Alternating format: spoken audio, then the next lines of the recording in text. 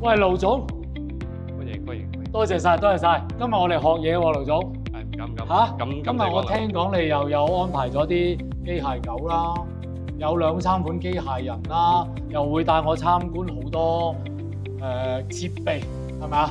咁我好期待喎，好嘛？歡迎。咁我跟住你行咯喎，好嘛？唔該晒，盧總。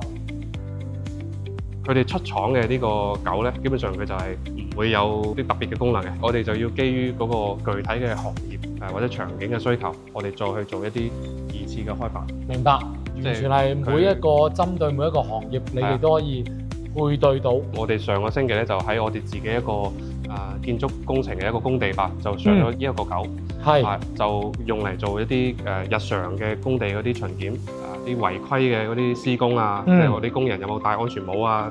佢嚟做檢測啊？佢因為要帶攝像頭咧，佢每日喺一個固定嘅路線就行咯喎。走完之後咧，佢拍咗嗰個影像之後咧，我哋後台就會去做嗰個檢測，到定時佢再去走一次。咁樣就相當於我哋做一個叫全天候嘅叫監工或者一個監督員咁樣。咁其實而家工種都係差唔多，有啲係帶輪胎嘅，有啲係冇嘅，就係可以設計啦。呢個就係適應佢唔同嘅嗰個場地方啦。有啲地方要好似真係要咁樣行嘅。我見到好勁喎！呢個係今年嗰個羽樹喺嗰個春節聯歡晚。係咪就係呢隻啦？就係呢一款。即係呢一款啦喎。就係呢一款。哇，行得咁快添啊！羽樹出廠嘅呢個本，即係呢個我哋叫佢本體啊，佢嘅嗰個性能其實好好噶，你可以試下咁樣。真㗎？係，佢呢個係咪㗎？佢而家係喎。所以佢就係再加個啲叫外置嘅嗰啲功能包俾佢，佢就可以譬如講以後佢嚟介紹我哋呢個展廳啊，佢要做一個動作嘅編程，簡單啲咧，官方佢會自帶一啲舞蹈嘅嗰個一個動作吧。即係而家呢一個企喺度嘅。係最先進㗎啦，可以咁講，即係有1.0、2.0、3.0咁樣。呢一個 size 佢係羽樹最新嘅，佢仲有其他嘅唔同，有真人咁高嘅。啱我想講呢個係咪矮咗啲啊？係，因為全尺寸嘅話，佢對嗰個材料嘅強度啊、關節嘅嗰啲損耗啊，佢其實要求會更高。因為呢個1.3米左右咧，佢大概就係可能70-80公斤左右。佢相對於嗰個呢啲關節啊等等嘅嗰個承受能力啊，就即係佢有個平衡，但係目前嚟講咧，呢種就係比較靈活，然後我哋再去做二次開發咧，都用比較多啲。咁我想問佢嘅電咧，佢可以幾耐到㗎呢啲？呢個一般你睇佢做強度，如果佢一直跳舞啊等等，佢可能就係40分鐘啊1個鐘。40分，1個小時到啦。係。佢嘅工種同嗰啲機械狗咧，當然係有唔同啦。但係機械狗係咪個時間性會耐啲咧？一般嚟講，狗嘅嗰個續航會長啲，一般都可能去到4個鐘、5個鐘左右。4小時。有咩工種可以落到呢啲機械？其實最常見就係第一個大嘅 show 啊，或者等等嘅佢。嗰啲表演啦。表演嘅。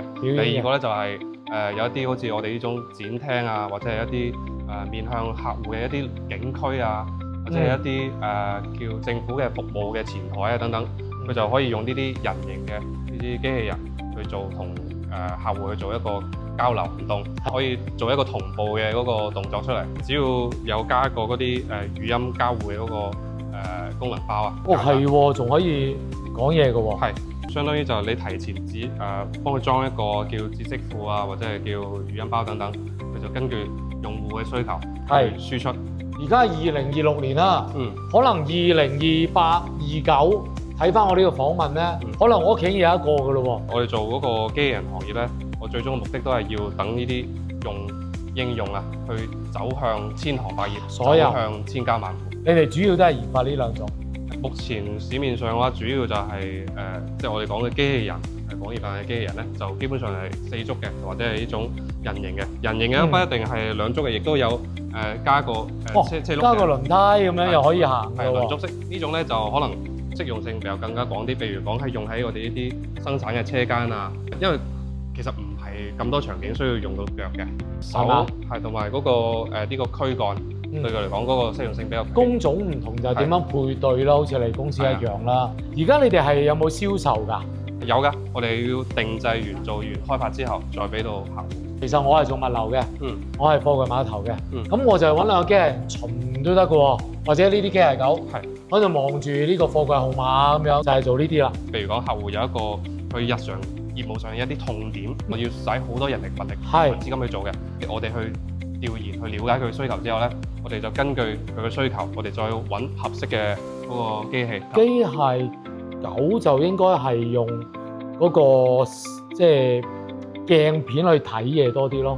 佢伸唔到嘢幫手噶嘛？你呢啲係可以噶嘛？係嘛？都可以，因為都可以狗嘅話咧，佢可以喺佢再加裝一個機械臂，甚至同現有嘅設備啊，做一個聯動都可以。譬如講佢行到一個門閘，只要有做一個適配嘅話，佢就唔需要再去撳嗰個門先開。我今日好真係，即係我哋個科技越嚟越先進，咁啊基本上你哋嘅公司就係用乳樹嘅產品。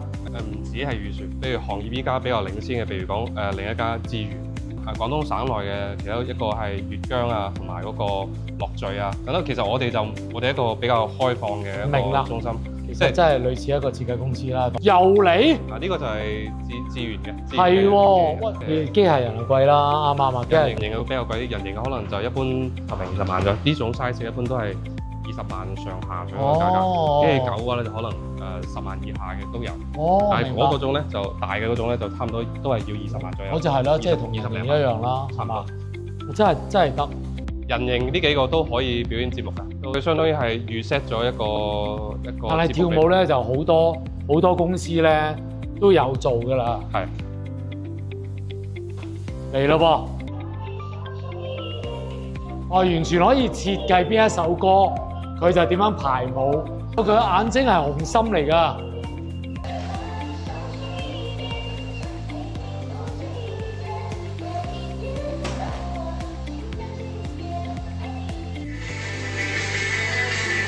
都唔同感覺嘅。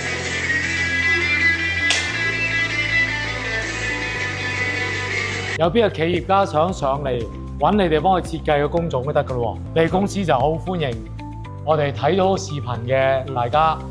咁啊，展示咗機械人、機械狗啦。機械人啊做好多嘢，機械狗都可以做好多嘢。工廠裏邊有好多啲重複性嘅動作，我就喺度先呢度訓練佢，先教識咗佢做呢個動作。咁佢就長期就已經定好晒啦，機械臂嚟嘅呢個。咁呢個咧就係呢個我係用嚟做訓練嘅一個設備，即係真人應該要點樣做呢個動作。就係揸呢個。我用呢個去教識佢。機械臂呢種咧就相對嚟講呢個行業就非常之成熟，應該差唔多7-8年前就已經係應用得好多啦。因為我哋中國內地將佢變到更加完美啊嘛，我覺得。所以依家機械臂就好多用喺呢種叫數據採集啊，同埋嗰個叫訓練嘅呢個用途。呢種咧就係我之前講嘅，你話呢種真人做嘅。呢個又好似同我差唔多高咯喎，而家。呢個都係智源嘅，佢呢個咧就動作就可能冇出邊嗰個矮嘅嗰個咁靈活。係佢一般就做喺用喺一啲叫展廳介紹啊、交互啊等呢啲嘅用途。咁呢個展廳就係做我哋研發部咯，可以係咁講。我哋叫數據採集同埋嗰個訓練，機器人訓練嘅一個場地。呢度係機械臂嘅一個仲有其他啲嘛？旁邊咧有一個係人形嘅人形機人。咁啊要跟埋你去睇睇好啊！可以去嗰邊睇睇。佢有個掛鈎，其實可以勾住嗰個機器人。即係如果佢即係跌倒嘅話咧，咁佢好容易壞嘅。所以一般咧，我哋操作咧，一般就係用呢啲架或者係用呢啲吊軌咁樣去就固定機械人。係呢度就係我哋相當於係亦都係一個用機器人去訓練。即係我哋搭一啲具體嘅喺工廠裏邊嘅一啲場景，然後先用機器人去操作，然後等佢記低啲動作之後咧，訓練量比較多之後咧，佢就可以學識呢個操作，然後再服務到具體嗰個產線同埋嗰個生產車間。哇，學習唔少啊！諗住淨係買機械人啦，原來唔係嘅，機械人你仲要去再加入元素落去，先至可以完全運用到。間公司啊，未來嘅屋企啊，咁嘅意思啦，係嘛？冇錯。哦，哇，真係長知識喎！呢個就係我相當於係一個機器人嘅一個訓練場，或者我講嘅一個課堂咁樣。機器人咧，佢其實比較死板，佢只有2個數據，一個就係佢嘅視覺，即係睇呢個畫面，然後知道係一啲咩嘅物品，然後就係動作，佢需要舉起手去攞呢個東西，然後再放喺邊度，先要有人教佢帶住佢呢個操作，然後將佢啲數據海量嘅數據整理之後，再去做一個。哇，唔訓練。簡單，真係唔簡單。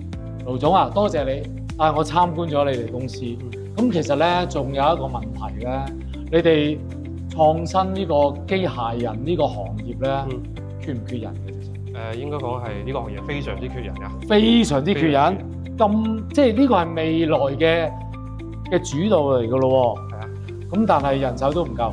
係因為呢個機器人呢個行業或者呢個產業應該講係啱啱興起，好多人才仲係喺度培養當中啊。係啊。你哋有冇培訓嗰啲㗎？我哋喺度包括同華南理工同埋白雲區嘅其他院校都有相關嘅一啲叫聯合培訓啊，或者叫聯合實驗室嘅呢啲計劃。如果大家青年嘅睇到我嘅視頻，如果有興趣加入智能機械人啦呢一個行業咧，聯絡我。盧總話好缺人啊，大家好唔好啊？